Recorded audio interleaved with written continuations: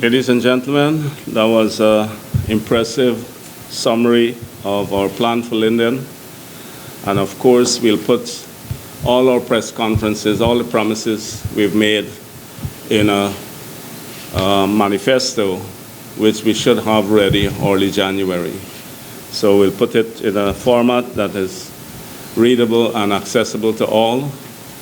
As Nigel mentioned, it's not in our habit as businessmen to have broken promise. When we make a plan, we deliver on that plan. We dedicate the resources, we mobilize the people, we execute. We do a post-review, ensure that the objectives are realized. We are very impatient people. We don't like to sit down and nothing happens.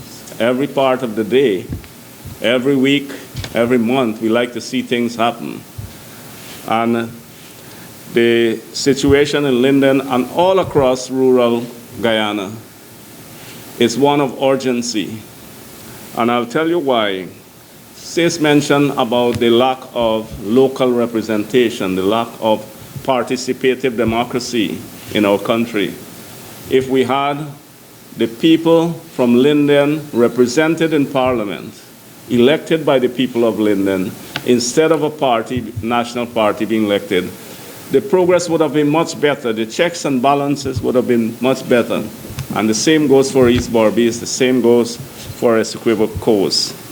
The rural communities is a state, the depressed state of rural communities is a tale of broken promises.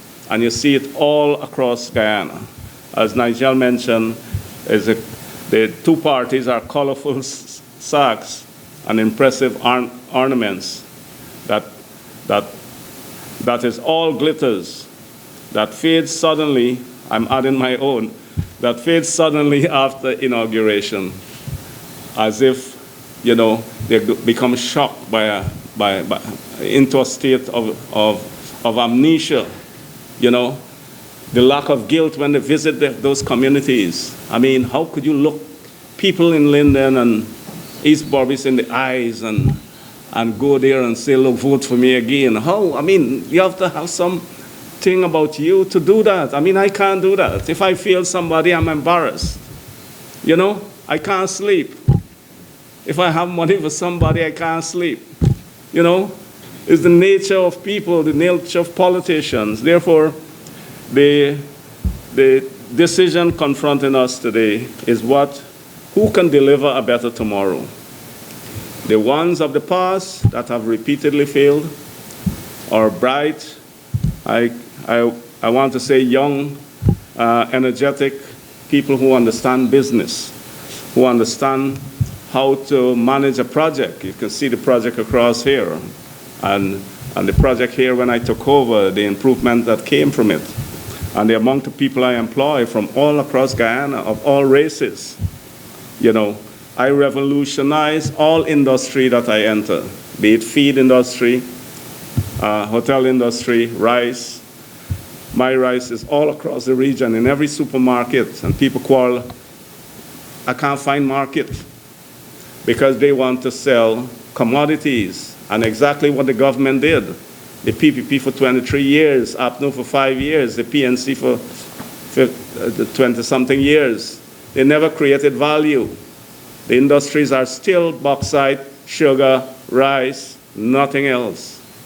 How many times would we articulate a plan to have alumina and aluminum? How many times we must tell the people of Linden, we're going to build a wood processing facility.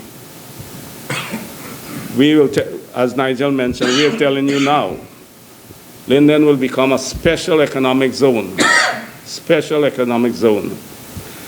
based on the processing of value-adding wood products for exports. Secondly, That facility will be exactly in Linden with impressive wharf facilities. Thirdly, a feature of it, no logs will enter Georgetown on that road. When you look at that road coming from Linden and the bumps all over, this government will never have the resources to rebuild that road that was built in the 60s by the Canadians. We will stop all logs from using that road. You have to use the waterway, right? There will be a special levy on all logs exported in its raw state, and that money will be spent only in Linden, right? Currently, we have 1.5% royalty on bauxite. We were exporting 1.5 million tons, digging up the earth, right? Only providing 500 jobs. What we will do, we'll say, Guy, come to the table. I want $5 a ton. No $1 a ton anymore, or not even ton. It amounts to $1 a ton. I want $5, right? And that money, take it or leave it, that money spent in Linden. And we will do the same thing where there's an economic activity where the people doesn't benefit. All investments in East Berbice must benefit Barbicians. Investments in Essequibo Coast must benefit Essequibo Coast.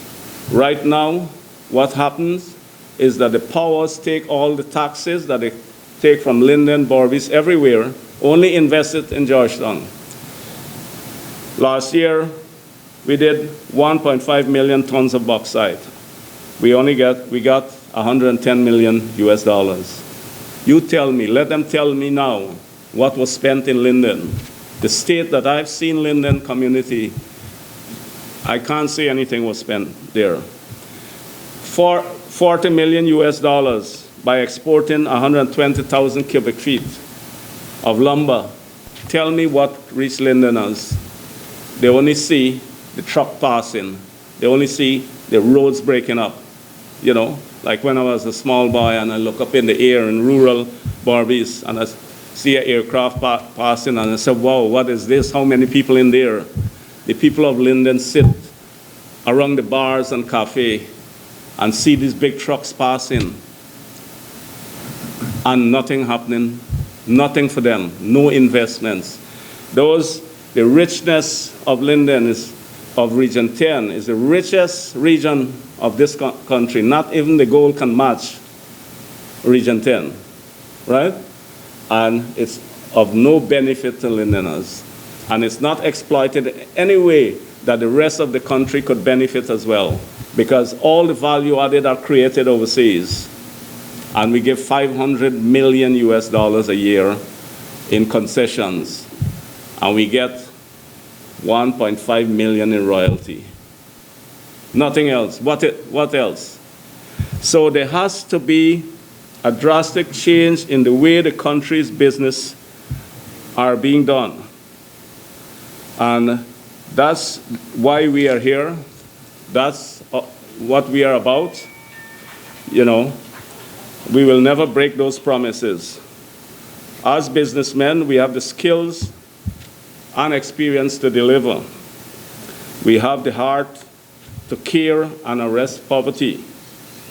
And we have the will to remove the economic and social injustice around Guyana, wherever they are. So that's our agenda. Thank you so much.